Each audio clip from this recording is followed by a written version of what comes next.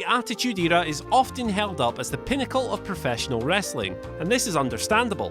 It was easily WWE's most successful period in terms of popularity and buzz, and also the era that many of today's fans grew up with, making it the one they inevitably compare everything else with. Edgy, violent, and out of control, Attitude was the antithesis of today's product and established WWE's unassailable market dominance, but it caused plenty of problems by changing our perceptions of what a good wrestling show should be and raising expectations to impossibly high levels. Using Attitude as a benchmark is dangerous. Today's product will always look tame by comparison, but while many of the criticisms thrown at the so-called reality era are fair, others certainly are not. I'm Andy from WhatCulture.com, and here are 10 things you hate about modern wrestling thanks to the Attitude Era. Number 10. Overbearing Authority. If Eric Bischoff created the evil boss persona, then Vince McMahon perfected it with Mr. McMahon, a character who defined Attitude as much as any other. Unfortunately, this iconic persona inspired an endless swathe of copycats, and the problem still persists. Arsehole authority figures have been done to death. At this point, fans are sick of wrestlers being pushed around and emasculated by their bosses. It worked in the 90s, but it's now long past its expiry date, yet WWE still use Stephanie McMahon in this capacity. Modern wrestling would benefit greatly if there were more general managers like William Regal, who's fair, just, and only steps in when absolutely necessary. The same goes for Drake Maverick on 205 Live, but sadly, the McMahon's vanity means they'll always weasel themselves back into the spotlight. Number 9. Modern commentary. While Jim Ross and Jerry Lawler had their flaws, they're rightly considered the gold standard in wrestling announce teams, with their impassioned calls enhancing many an iconic Attitude moment. Today's commentary feels lifeless by comparison. They often sound like pre-programmed robots as they reel off constant buzzlines and marketing slogans, with Vince McMahon in their earpiece, directing every word. Michael Cole in particular takes a pounding from the critics, but he just can't hit JR's old level with a crazy billionaire screaming in his ear. Today's production environment just makes it impossible. Even Corey Graves, one of WWE's most charismatic performers, suffers from time to time. It's a shame because 2017's UK title tournament proved that Cole is a solid announcer with the shackles off, but he'll never compare to the Attitude benchmark. Number 8. WWE's lack of in-ring focus. In 1999's classic Beyond the Mat documentary, Vince McMahon famously quoted that WWE's in-ring action is secondary, and that the company are really all about making movies. The chairman is in the storytelling business, and the matches just provide the framework. He has spent most of his career promoting WWE as a multifaceted entertainment company, and while this began in the 80s, the shift away from pure in-ring action was accelerated during Attitude. Main event shenanigans were almost always guaranteed, and the mid-card scene was garbage, with lowly acts like The Godfather passing the Intercontinental title around. Many bemoan WWE's modern-day lack of in-ring focus, which really accelerated during Attitude when lengthy, uninterrupted matches were a rarity, particularly when the big stars were in the ring. Number 7. Triple H. One of the most polarizing men in wrestling history, Triple H's ascent accelerated in the Attitude Era, with D-Generation X transforming him from a blue blood snob to a domineering main event heel. He has rarely stepped out of the spotlight since then, but the trouble is that while Hunter is clearly talented, he's never been as good as the company want you to believe.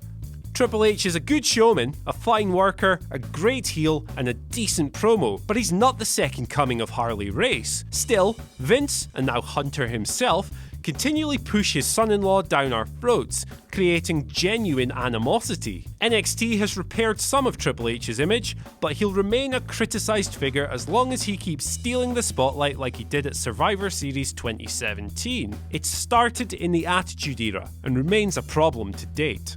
Number 6. Sanitized extreme wrestling. Blood, big bumps, and unprotected chair shots were rife during Attitude. The crowd's thirst for violence was catered for, but unfortunately, this raised expectations to impossibly high levels, forcing performers to put their own health on the line just to pop the crowd. This was all done away with when WWE went PG in 2008. This created a safer working environment, but WWE continue pushing the fallacy of extreme wrestling regardless, creating an identity crisis. By promising brutal, violent matches like Hell in a Cell and then failing to deliver on said brutality, WWE are setting themselves up. It's impossible for today's supposedly extreme bouts to live up to attitudes which completely desensitize the audience to violence. Too safe, too boring is a common critique of WWE's style, but it's particularly pertinent when it comes to hardcore wrestling, and expectations set in the Attitude Era are to blame. Number 5. The Antihero. As important as it was, Austin vs McMahon effectively spurred WWE not only to run the evil boss archetype into the ground, but that of Mr. McMahon's opponent. Stone Cold Steve Austin was a perfect character for his time. He exploited Generation X's real-life discontent, allowing the audience to live vicariously through this foul-mouthed, beer-swilling everyman rebelling against his awful boss. Austin defined the era, but his success changed the way WWE book babyfaces forever. Kind, pure-hearted guys are out. Now, protagonists must be cool and edgy, but while WWE have tried to recreate Stone Cold on several times, they've only created an army of cringeworthy facsimiles. We're not asking for a return to the glib, gullible babyfaces of the 1980s, but imagine how much more compelling today's heroes would be if they were actually, likeable. Number 4. Heavily scripted promos. When WWE started scripting every word of their wrestlers' promos in 2002, they effectively killed performers' chances of showing spontaneity, creativity, or personality in their speech. While Attitude's mic work was one of the era's biggest plus points, today's is horrendous by comparison. Guys like Paul Heyman and The Miz will always shine, but we'll never see another Rock or Austin. WWE's unending quest to control every aspect of their employees' performances just makes this impossible. While Attitude was populated by captivating dynamic talkers, most of today's wrestlers sound like drones, and the problem isn't going away. Number 3. One-track storytelling. Much of the Attitude Era was booked around nonsense like Mae Young birthing a hand, but while the period's storytelling isn't quite the sacred cow some claim, stories certainly felt more satisfying back then. Today's angle develop and unfold in an increasingly samey and formulaic way, making each one feel like a predictable slog and removing the old anything can happen vibe. In-show storytelling just isn't a thing anymore either, making nights like the Raw on which Chris Jericho started a feud with Triple H, became WWE Champion, and then lost it again impossible. There's no balance, no variety, and when a wrestler gets locked into a story, it's the only thing they'll be doing for months. Attitude's biggest programs didn't all succeed, but most at least developed in a way that kept the audience engaged. Sadly, this appears to be a dead art. Number 2. The current headliners. WWE's roster was never more star-studded than it was during the Attitude Era. Steve Austin and The Rock were the bar, but they were supported by the likes of Kane, The Undertaker, Kurt Angle, Chris Benoit, and Triple H, who could all be rotated in and out of the main event in an instant. Now, today's crop are arguably better wrestlers, but they don't stack up in terms of spectacle. The era of the megastar is over. Roman Reigns, Kevin Owens, Sami Zayn, they're great performers, but they don't feel larger than life, such as WWE's inability to make new stars.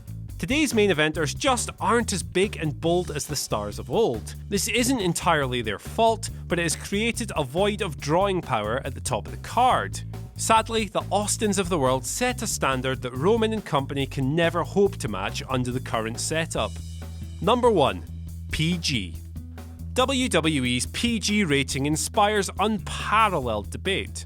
While many hold it responsible for the company's creative decline, it has nonetheless helped them wash away much of what was bad about Attitude, creating a safer environment for their employees in the process and a more palatable product for potential advertisers. That being said, the downsides cannot be ignored. The in-ring product is safer, but more limited than ever. Stories have never been so dumbed down and straightforward. Predictability is rampant, character development is dead, and the list goes on. Part of the reason PG is so frowned upon is that it's Attitude's polar opposite. The current product is so far removed from what many fans grew up on that it may as well be a different company, and some won't ever grow to accept that. Well, would you look at that? You got all the way to the end of the video and your mother said you'd amount to nothing. What are the chances? While you're here, why not watch one of our other many possibly quite good channels, or watch another video which will be largely in the same vein as the quality content you've just endured. Go on then.